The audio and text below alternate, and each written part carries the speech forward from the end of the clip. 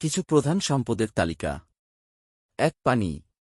পানি সব ধরনের জীবনের জন্য অপরিহার্য এবং কৃষি, শিল্প এবং মানুষের ব্যবহারের জন্য একটি গুরুত্বপূর্ণ সম্পদ। ২. খনিজ। এর মধ্যে রয়েছে ধাতু, যেমন লোহা, তামা, সোনা এবং অ্যালুমিনিয়াম, এবং অধাতু, যেমন লবণ, জিপসাম এবং হীরা। খনিজগুলি নির্মাণ, উৎপাদন, প্রযুক্তি এবং অন্যান্য অনেক শিল্পে ব্যবহৃত হয়। ৩. জীবাশ্ম জ্বালানি। এর মধ্যে রয়েছে কয়লা, তেল এবং প্রাকৃতিক গ্যাস, যা বিদ্যুৎ উৎপাদন, পরিবহন, গরম এবং শিল্প প্রক্রিয়ার জন্য শক্তির প্রধান উৎস। ৪. নবায়নযোগ্য শক্তির উৎস। এর মধ্যে রয়েছে সৌর, বায়ু, জলবিদ্যুৎ, ভূতাপীয় এবং বায়োমাস শক্তি, যা জীবাশ্ম জ্বালানির উপর নির্ভরতা কমাতে এবং জলবায়ু পরিবর্তন প্রশমনের জন্য ক্রমবর্ধমান গুরুত্বপূর্ণ। ৫. বন।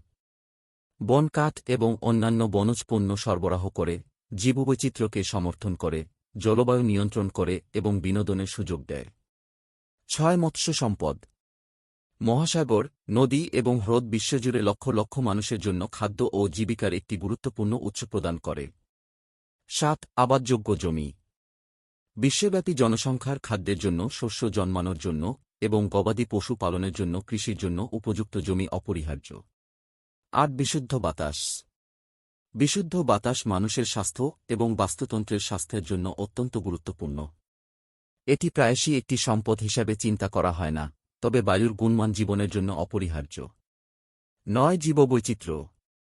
পৃথিবীর সমৃদ্ধ জীববৈচিত্র্য বাস্তুতন্ত্রের পরিষেবা প্রদান করে, যেমন পরাগায়ন, জল পরিশোধন এবং জলবায়ু নিয়ন্ত্রণ, যা মানুষের কল্যাণের জন্য অপরিহার্য।